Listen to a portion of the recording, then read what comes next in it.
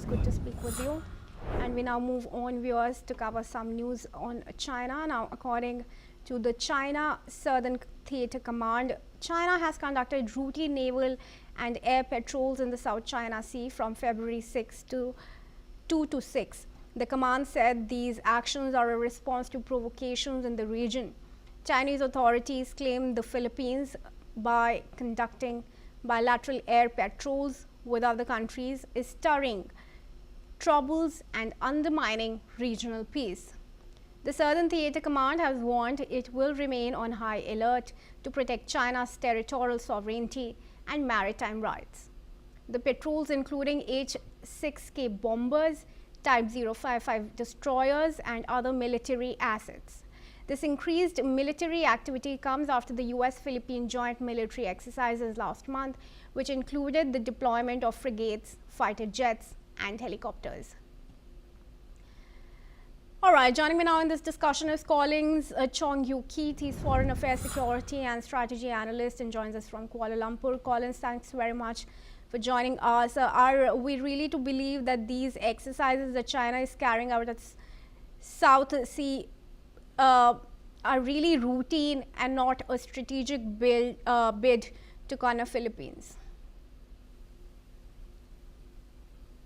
Yes, Kriti, we've seen how these routine patrols have now been the hallmark of this move by China through its Southern Theater Command. We have seen how, by calling them routine patrols, China is asserting that this presence of its military in terms of the PLA Navy and the PLA Air Force, and this has been framed as a normal routine, and this will be normalized by China.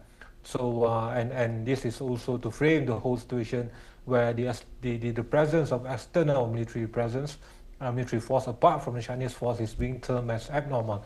So and this is also to force regional players to conform to this new normal and to be psychologically ready to adjust to this new reality that China is still, what China is doing now is just enforcing its own domestic law enforcement in terms of guarding its own territory in terms of 9-dash claims. So this is a trademark of what China has been doing, and of course this coordinated use of this naval and air force is also significant in portraying the readiness and capacity by China in terms of course the capacity by the PLA, especially the Southern Theater Command, to have this better coordinated command and control system, and also the ISR system in terms of intelligence, surveillance and reconnaissance capacity. But all in all, it's just as it's being used as a message to regional partners, to regional powers, that China is still calling the shots, and of course as a message to the US. But I see it more as a message also to New Delhi that with the visit and presence of Prime Minister Modi here in Kuala Lumpur in Malaysia, and the timing of all this happening, and of course this is again as a maneuver to remind India that you are now entering the sphere of this Chinese-led influence. This is a strategic signaling. And but the presence of President Modi is a powerful symbol of solidarity, and of course also to showcase the trust and solidarity and the friendship and the partnership of India and Malaysia, especially of India and ASEAN and Southeast Asia.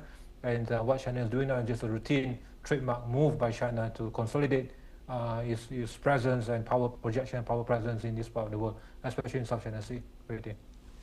Collins, the timings of these drills is also to be noted because this is coming right after the US and Philippines also carried out an exercise there, and right after China holds its. Is this really a message that China is trying to send across to the US?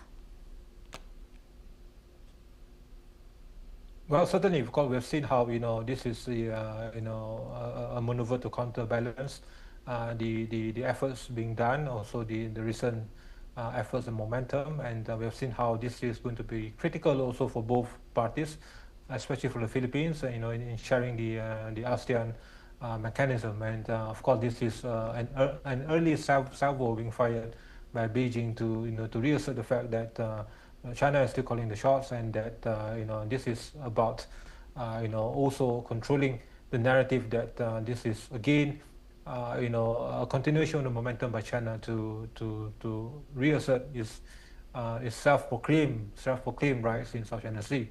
despite what has been proven through the international arbitration and ruling since 2016.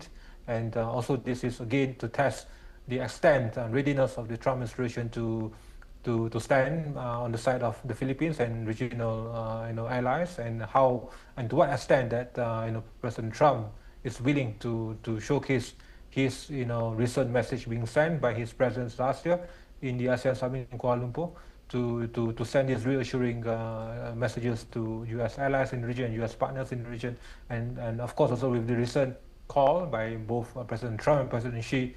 And this is just also coming on the back of this call just less than a couple of days ago.